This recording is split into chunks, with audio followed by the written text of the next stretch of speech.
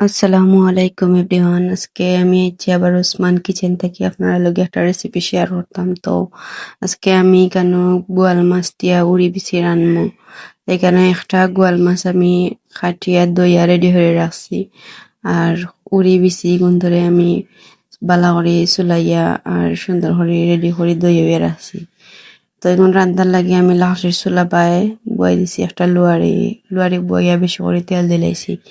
দেয় কেন আমি পিঁয়াজ দিলাইছি আর দিলাইছি এক মুঠ কাঁচামরিচ। উড়ির বিচিত কাঁচামরিচ না দিলে খিলা মজা লাগে না। কাঁচামরিচ দিলে একটা গ্রান করে খাইতেও মজা লাগে।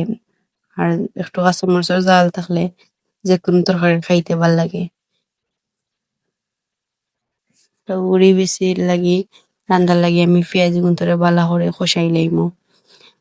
আর অন পেঁয়াজ বালা করে ভাজা ভাজা করে লেছি দেখতে পাররা আপনারা।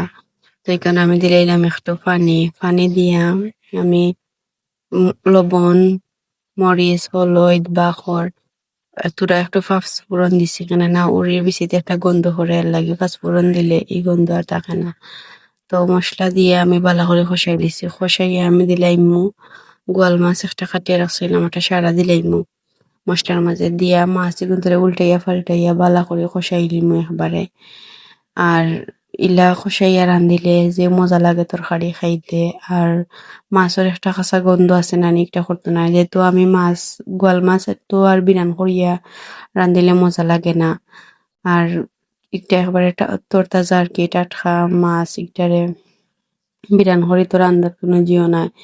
তো ওলা কষাইয়া রান্ধিলে মাছের কাঁচা গন্ধ করে না। তো আমি সুন্দর করে উল্টে পাল্টাইয়া গোয়াল মাছরে বালা করে কষাই লিমু। তো একটা আমরা কুশিয়ারা নদীর কি গাঙ্গর মাছ। আর কুশিয়ারা গাঙ্গর গোয়াল মাছ খাইতে যে মজা লাগে। তো ইনো আমি মাছ কষানির মাঝে তুরা ধনিয়া পাতা দিলাইছি। ধনিয়া পাতা দিয়া মাছ গুনতে আবার উল্টে পাল্টে লাড়িয়া দিমু। আর এখন একটু আস্তে করে লাড়মু কেন না মাছ তো একটু সিদ্ধ হয়ে গেছে, ভাঙ্গি যাব বেশি জোরে লাড়লে। তো মাছ কিন্তু আমি বালা করে কষাই লিছি। কষাইয়া আমি এখন একটা এখান করি আর কি একটা চামচ দিয়া মাছ ওগুন তুলি লাইমু। মাছ না তুললে যেমন বিচি কষায়ানি লাগবো, বেশি বিচি যদি না কষাইতে বিচিরও খাসা একটা গন্ধ আছে, উড়ি বিচির একটা গন্ধ আছে। তো আমি সারা মাছ তুলিয়া আর বিচি এগুন মশলার মাঝে দিলাইছি দিয়া এখন বালা করে সুন্দর করে আর কি বিচি এগুন তোরে কষাই মশলার লগে একবারেও যে পানি পানি দেখরা একবারে ভাজা ভাজা করবো পানিটা নাই তো আর বিচিত কোনো গন্ধ করতো না আর খাইতেও যে বালা লাগবো। তো দেখতে পারেন আমি বিচি গুণ ধরে লাড়িয়া চাড়িয়া কষাই লিছি কত সময় ধরিয়া। আর বিচি গুণও ভাজা ভাজা হয়ে গেছে। এই সময় এখন আমি যে মাছ ওগুন কষাইয়া রাখছিলাম মাছ সারা দিলাইছি দিয়া তো ইনো মাছ আমি আগে থেকে কষাইয়া রাখছি। এগুলা পরিমাণ মতো কি আমি দিলাইছি শিরা।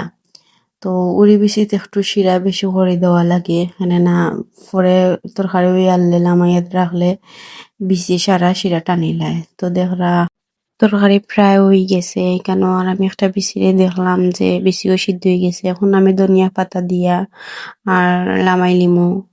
আর এখানে আমি লামানি পরে একটা প্লেটে গরম গরম ভাত আর বিচির তরকারি লইছি লইয়া খাইলাম যে মজা লাগছে। ওরা আপনারাও একদিন খাইবা খাইয়া দেখবা। আর ভিডিওটা ভালো লাগলে লাইক কমেন্ট সাবস্ক্রাইব করবা।